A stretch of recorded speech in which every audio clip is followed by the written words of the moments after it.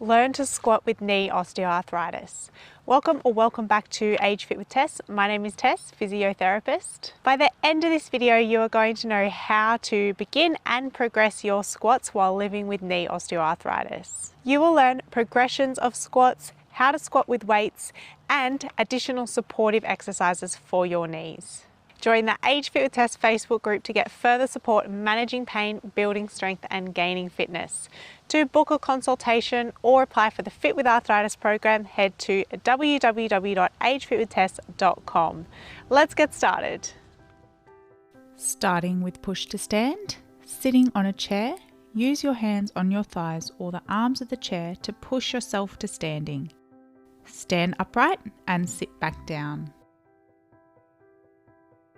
Here, the aim is to use upper body strength in addition to leg strength to ease some of the work the legs and knees are doing.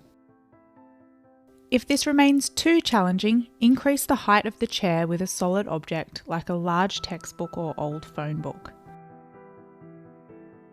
When completing these exercises, aim to complete 3 to 4 sets of 8 to 12 reps.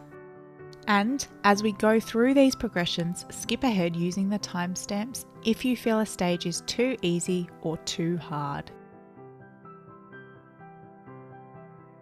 The second progression is sit to stand. This time, cross your arms over your chest. Stand up straight and then sit down. Again, aiming to complete 3 to 4 sets of 8 to 12 reps. This variation removes the assistance of the upper body. However, the support of the chair remains.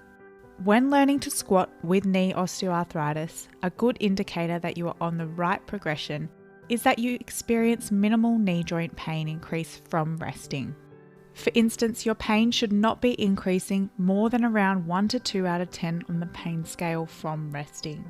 If you do experience pain levels greater than this, make sure to keep watching to see the supportive exercises toward the end of this video. The third variation is squat to the chair or chair tap. Here, rather than sitting, just touching the chair with your bottom.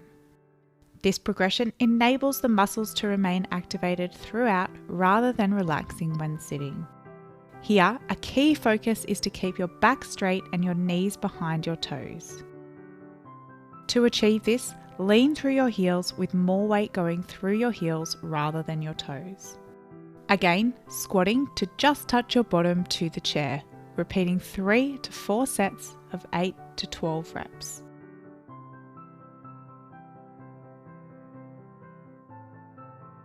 The fourth variation is a squat to 90 degrees knee flexion or bend. Here, completing the same action as squatting to the chair, however now with the chair removed. If needed, this exercise can be completed holding on to a railing for balance. For the purpose of this video, this is a 90-degree squat. The fifth variation is a weighted squat using a dumbbell. Holding the dumbbell with both hands, squat to 90 degrees. This is a great entry into squatting with weight as it means being able to choose from a variety of weights. The sixth variation is a barbell squat. Holding the barbell evenly across your shoulders, squat to 90 degrees. This is a progression of a dumbbell squat as it allows more weight to be added than we could hold as a dumbbell. For the purposes of filming, I'm using a tree branch with similar proportions to a barbell. When starting to squat with a barbell, aim to start with a weight that is equal to or less than the dumbbell you were using to allow you to get the technique right before adding in more weight. Typically, barbells start at around 10 kilos.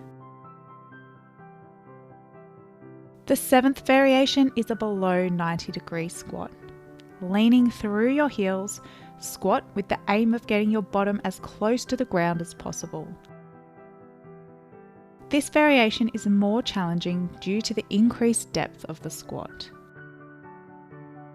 If it is too challenging to increase the depth of the squat to below 90 degrees due to limits with your knee range of motion, you can skip this progression and complete weighted squats to 90 degrees to achieve similar results. Additionally, if you would like to work on your squat depth, make sure to watch the supportive exercises coming up, particularly the heel slides, which is exercise number 9. The 8th exercise is step-ups, which is the first of 4 supportive exercises shown in this routine. Stepping up onto a step with your right foot and then back down with your left foot, repeating 3 to 4 sets of 8 to 12 reps. Step-ups aim to build strength in the muscle groups that support your knee joints during a squat, including your quadriceps, hamstrings and glutes.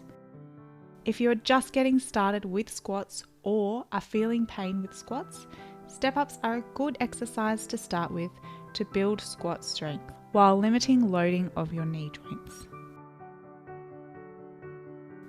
Now switching feet to step up with your left foot and then back down with your right foot. Again, repeat 3 to 4 sets of 8 to 12 reps. To progress step-ups as they become easier, increase the height of the step or add dumbbell hand weights. The step I'm using here is from Kmart and around $20 Australian, and it comes in 2 heights, similar to that of a staircase.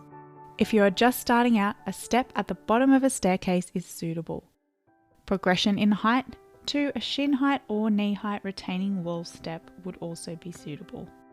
The 9th exercise is heel slides, which is the second supportive exercise shown in this video.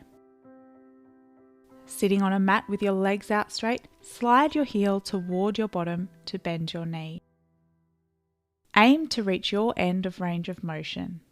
Any stiffness you feel should begin to ease as you repeat the exercise. Avoid moving into a range that causes sharp or excessive pain. If you do feel sharp or excessive pain, ease off and work within the range of motion that is comfortable.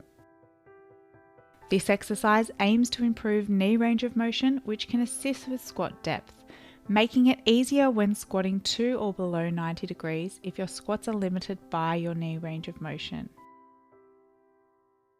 Repeat with your left heel, again repeating 3 to 4 sets of 8 to 12 reps. Here I am completing this exercise with shoes over a yoga mat. To make this exercise easier and reduce friction, it could be completed with socks over a slippery surface like tiles, or over tiles with a small towel like a face washer under the heel. A progression of these exercises may be lying on your back and bringing your knee toward your chest with your hands to provide added overpressure.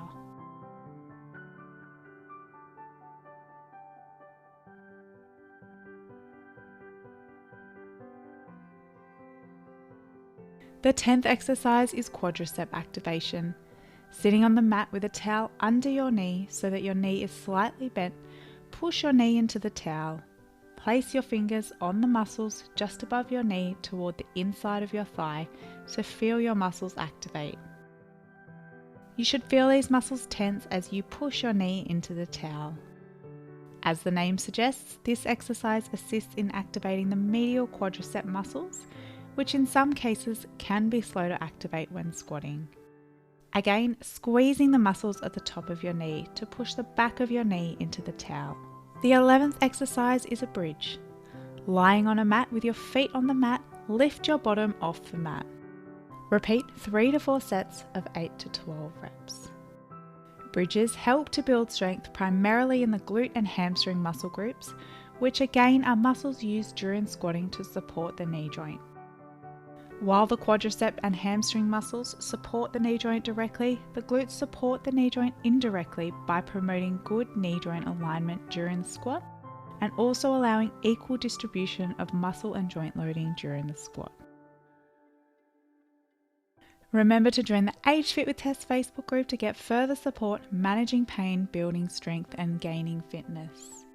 If you have osteoarthritis, rheumatoid arthritis or chronic joint pain and are unsure if you have the right exercise program put together, make sure to get your complimentary Fit with Arthritis self-assessment to identify if you are meeting 10 key components of a successful exercise program.